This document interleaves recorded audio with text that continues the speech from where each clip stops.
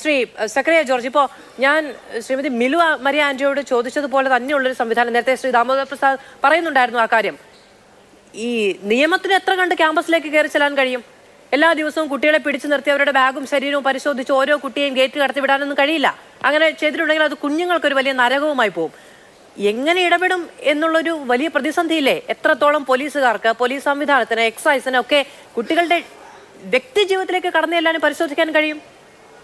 ക്യാമ്പസുകളിലേക്ക് കുറ്റകൃത്യം ഉണ്ടെങ്കിൽ പോലീസ് കടന്നു ചെല്ലുന്നതിന് യാതൊരു തടസ്സവുമില്ല. അത് ഹൈക്കോടതി വ്യക്തമാക്കിയിട്ടുണ്ട്, കയറി ചെല്ലാം.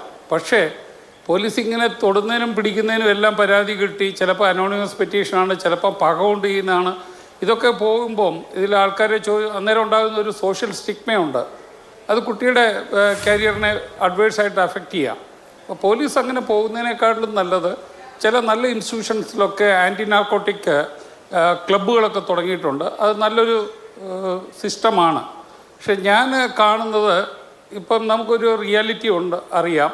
ഇവിടെ ഇതുപോലെ ഡ്രഗ് അബ്യൂസിൻ്റെ ഇഷ്യൂ ഒത്തിരിയായി. ഇത് നമ്മുടെ കയ്യിൽ നിയന്ത്രിക്കുന്നതിനേക്കാളിലും കൂടുതലായി. നമ്മുടെ നിയമസഭയിൽ തന്നെ സഭ നിർത്തിവെച്ച് ഇത് ചർച്ചയുമായി. അപ്പോൾ പൊളിറ്റിക്കൽ എക്സിക്യൂട്ടീവ്സിനും ലീഡേഴ്സിനും ഒക്കെ ഈ കാര്യങ്ങൾ മനസ്സിലായിട്ടുണ്ട്, അതിനകത്ത് സംശയം വേണ്ട. പക്ഷേ ഒത്തിരി കഷ്ടപ്പെട്ടാണ്, കുറേ നല്ല ഉദ്യോഗസ്ഥന്മാരുടെ കഷ്ടപ്പാട് കൊണ്ടാണ് ഇവിടെ ഗഞ്ചാവെല്ലാം ഇവിടുന്ന് ഇറാഡിക്കേറ്റ് ചെയ്തത്. ഇന്നിപ്പം കേരളത്തിലെ വല്ല പെർവേറ്ററായിട്ടുള്ള ആൾക്കാർ ടെറസിൻ്റെ മേളിലോ അല്ലെ എവിടെയെങ്കിലും രഹസ്യമായിട്ട് ഗഞ്ചാവ് വളർത്തിയില്ലേ ഉള്ളൂ. പക്ഷേ നേരത്തെ ഇവിടെ ചില ജില്ലകളിലുണ്ടായിരുന്നു. അതിനെയൊക്കെ എല്ലാവരും വളരെ കഷ്ടപ്പെട്ട് ഇല്ലാതാക്കി.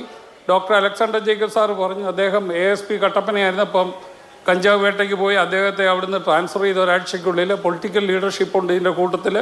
ഇന്നത്തെ additional chief secretary Shri Vishwas Sinha Devikulam sub കളക്ടറായിരുന്ന സമയത്ത് അദ്ദേഹം കഞ്ചാവ് വേട്ടയ്ക്ക് പോയി. അദ്ദേഹം നേരിട്ട് എന്നോട് പറഞ്ഞാണ്, അദ്ദേഹത്തിൻ്റെ നേരെ ലൈഫ് അറ്റംപ്റ്റ് ഉണ്ടായിരുന്നു. അദ്ദേഹത്തിൻ്റെ ഗൺമാന് അദ്ദേഹത്തെ പിടിച്ച് തള്ളി ഒരു കുന്നുംപുറത്തു നിന്ന് കല്ലുരുട്ടിയിട്ട് അദ്ദേഹത്തെ കൊല്ലാൻ ശ്രമിച്ചിരുന്നു. അപ്പോൾ ഗൺമാൻ തള്ളിയിട്ടിട്ടാണ് അദ്ദേഹം കല്ലിൻ്റെ അടിയിൽ കൂടി രക്ഷപ്പെട്ടു പോയത്. കല്ല് തലയ്ക്ക് മുകളിൽ കൂടി തെറിച്ചു പോയി. അപ്പോൾ ഇവിടുത്തെ ഇവരൊക്കെ ക്രൂവലാണ്, എന്തും ചെയ്യും.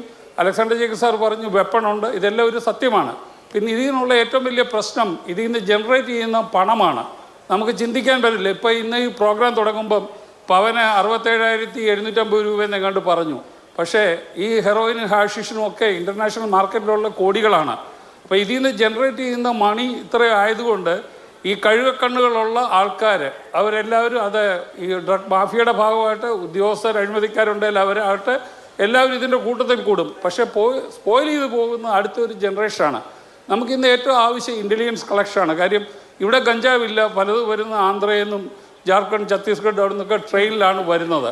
നമ്മൾ നിസ്സാരമായി ചിന്തിച്ചാൽ മതി. ട്രെയിനിൽ ചായ ഒക്കെ വിറ്റ് നടക്കുന്ന പാവപ്പെട്ടവർക്ക് വേണമെങ്കിൽ പോലും നമുക്ക് ഇൻ്റലിജൻസ് തരാം. അത് പെയ്ഡ് ആക്കണം. നമ്മൾ ഉദ്യോഗസ്ഥന്മാർക്ക് വേണ്ടിയിട്ടൊക്കെ ഇഷ്ടംപോലെ സീക്രട്ട് ഫണ്ടൊക്കെ കൊടുക്കുന്നു, അതിന് ഒരു ഗുണവുമില്ല.